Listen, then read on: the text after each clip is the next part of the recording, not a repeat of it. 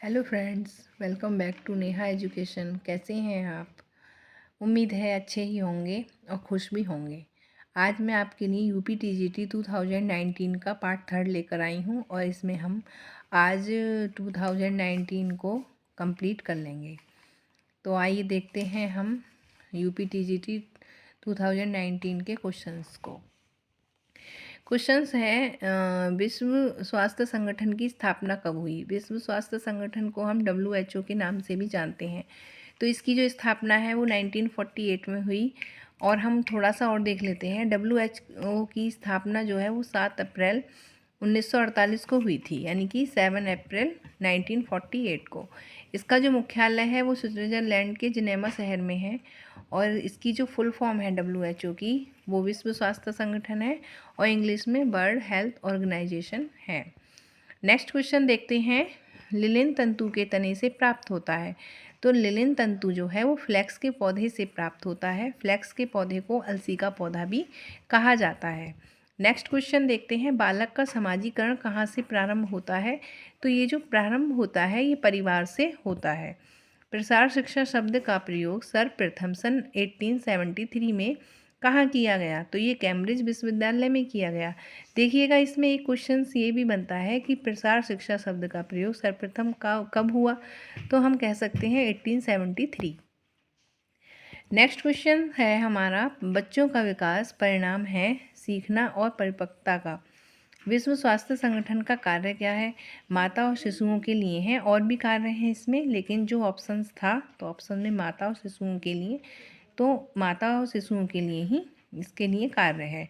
Protein में nitrogen का प्रतिशत कितना होता है? तो 16% होता है, लेकिन इसमें रेशियो के द्वारा भी पूछा जाता है, तो उसके हिसाब से हमें लगाना होता है इसका आंसर। ओके। नेक्स्ट है हेपेटाइटिस यकृत शोथ किसके द्वारा फैलता है? तो ये जो है ये विषाणु वायरस के द्वारा फैलता है। विषाणु को हम वायरस भी बोलते हैं। वर्तमान समय में स्वास्थ्य विज्ञान किस नाम से प्रख्यात है या प्रसिद्ध है? तो ये है प्रिवेंटिव मेडिसिन एवं पब्लिक हेल्थ। सामुदायिक विकास कार्यक्रम की धुरी किसे कहा जाता है? तो प्रसार कार्यकर्ता को कहा जाता है। संतुलन तालिका किस अवस्था में बनाई जाती है? तो ये साल के अंत में या साल के शुरू में बनाई जाती है। निकिल एवं डार्सी के अनुसार मानवीय संसाधन हैं कुशलताएं, ज्ञान, शक्ति। ये एक्सटेंशन एजुकेशन के क्वेश्चंस हैं निकिल एवं डार्सी का, जहाँ भी आया। पारिवारिक साधन के प्रकार हैं मानवीय एवं अमानवीय।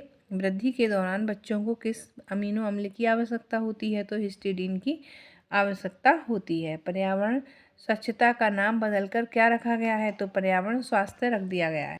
नेक्स्ट है प्रसार कार्यकर्ता का कार्यक्षेत्र होता है बहुआयामी।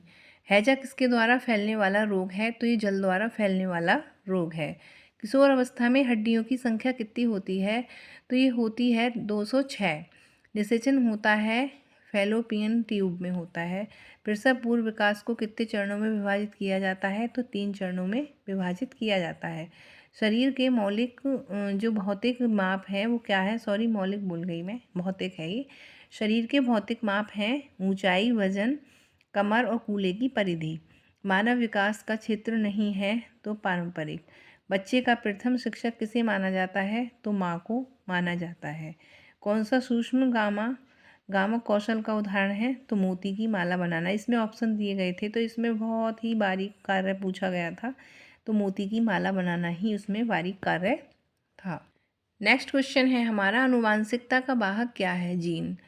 सेफेलोकॉर्डल अनुक्रम का अर्थ क्या है? सिर से पैर तक। सेफेलोमिन्सी सिर से होता है। प्रारंभिक बालावस्था की विशेषता नहीं है टोली की उम्र, क्योंकि बालावस्था में टोली नहीं बनाते हैं बच्चे। ओके। प्रारंभिक बालावस्था को कहा जाता है, तो क्या कहा जाता है? खिलौना उम्र, क्यों उम्र, पूर्व ग्रह उम्र। ठीक है, ये कहा जाता है। वह अवधि जो व्यस्तता में संक्रमण की शुरुआत करती है, तो क्या है? किशोर अवस्था। मानव विकास है मात्रात्मक और गुणात्मक दोनों होता है। किस काल को तूफान और तनाव कहा जाता है? तो किशोर अवस्था को ही कहा जाता है। और स्टैनली हॉल ने ये डेफिनेशन दी है। मानव विकास के क्षेत्र में शामिल है सामाजिक, नैतिक और संज्ञानात्मक, तीनों ही शामिल हैं। सीखना एक सतत प्रक्रिया है जन्म से मृत्यु तक। कुछ ना कुछ इंसान सीखता ही रहता है।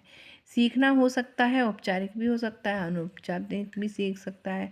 हम स्कूल में भी सीखते हैं, लेकिन कुछ कार्य हम घर पे भी सीख लेते हैं। तो फॉर्मल अनफॉर्मल दोनों ही हो सकता है सीखना। किशोर अवस्था एक अवधि है, तो परिवर्तनकालिक भी हो सकती है, समस्या, उम्र और तनाव। प्रारंभिक बाल्यावस्था की आयु क्या है? तो 2 से 6 वर्ष तक है। कम घनत्व वाला लिपोप्रोटीन है, किसको कहते हैं हम? LDL को कहते हैं। और ये खराब कोलेस्ट्रॉल भी होता है। किसे गृह व्यवस्था का हृदय कहा जाता है? तो निर्णय क्रिया को कहा जाता है। ग्लूकोज के रूप में भी जाना जाता है, तो डेक्सट्रोज को ग्लूकोज के रूप में भी जाना जाता है। स्टार्च के 2 पॉलीसेक्राइड घटक होते हैं, तो एमाइलोज होते हैं, एमाइलोज पैक्टिन होते हैं। तागे में से वस्त्र बनाने की विधि बुनाई है और बधाई है। तांगा बनाने के लिए प्रयुक्त होता है तकली और चरखा। तो ये हमने अपना 2019 का क्वेश्चन पेपर जो था यूपी टीजीटी का, इसको कंप्लीट कर लिया है। अब मैं नेक्स्ट लेकर आऊँगी 2021 का यूपी टीजीटी का क्वेश्चन पेपर। फिर ये हमारे सारे क्वेश्चन पेपर हो जाएंगे, या उससे पहले मैं आपको कार्बोहाइड्रेट की क्लास भी दे सकती हूँ, जो देखते हैं कि मैं क्या दूँगी। और अब मैं कुछ दिन के बाद मतलब नेट के फर्स्ट पेपर की भी क्लास आपको प्रोवाइड कराऊंगी। तो बने रहिए मेरे साथ, अपनी प्रिपरेशन को अच्छे से कीजिएगा और मिलते हैं हम नेक्स्ट वीडियो में। तब तक बाय, टेक केयर।